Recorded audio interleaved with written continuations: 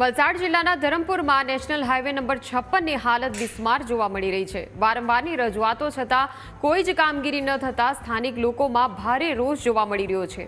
હવે 27મીએ ધરમપુરમાં રાજ્ય સરકારનું ત્રિદિવસીય ચિંતન શિબિર છે, તો રાતોરાત ફક્ત નેતાઓ અને અધિકારીઓના આવવાના 2 કિલોમીટરના રસ્તા પર જ ડામર નાખવાનું શરૂ થયું।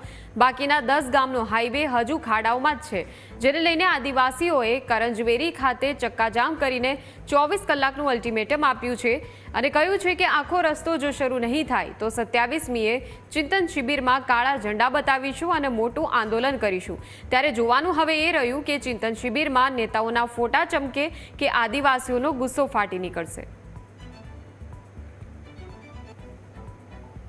નેશનલ હાઈવે ઓથોરિટી ફક્ત અને ફક્ત જે રસ્તે મંત્રીઓ કે રાજનેતાઓ જવાના હોય એટલો જ રસ્તો બનાવે છે। થોડા સમય પહેલા પાલનપાડા ખાતે એક સાઈડનો રસ્તો બનાવ્યો અને બીજો છોડી દીધો હતો।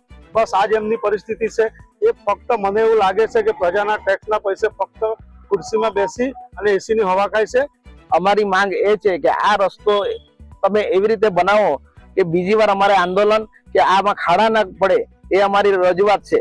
અને બીજું કે અમારે વારંવાર તમને તંત્રને જગાવવાની શું જરૂર છે? તમારે હાઈવે ઓથોરિટીની ગાડી તો વારંવાર દિવસમાં 5 આંટા મારે જ છે, તો એ શું રિપોર્ટિંગ કરે છે અને શું ઉપર રિપોર્ટ આપે છે એ બી જાણવા જેવું છે। જે વખતે જ્યારે પહેલા શરૂઆતમાં એના ચોમાસાના ખાડા પડ્યા એ ટાઈમે જે તે ટાઈમે રાતના થયું પુલ પર રાતોરાત જો સાંસદ શ્રી ધવલભાઈ, ધારાસભ્ય શ્રી અરવિંદભાઈ રાતોરાત આવીને જે સામે બોલી ગયેલા હતા કે 8 દિવસની અંદર આ રસ્તો ચલાવ કરાવશું અમે।